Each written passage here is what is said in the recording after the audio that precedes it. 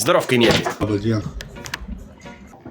Turim va žirgeliam avižų ir turim va miežių. Avižos, kaip matom, tokios labiau pailgos ir, galiu pasakyti, minkštesnės, o miežiai labiau smulkesni, apvalesni ir kietesni. Tam, kad miežius žirgo organizmas įsisavintų geriau, mes juos traiškysim. Nu, Nu ir ką tu čia dabar pizdėlini žmonėm? Šitas aparatas netraiško, o smulkina. tu čia esi specialistas ir tu čia žinovas. Turim va tokį va aparačiuką, varikliukas, diržiukas ir čia matosi yra tokie bėgeliai. Tai va. Pasiėmėm miežių, pilam.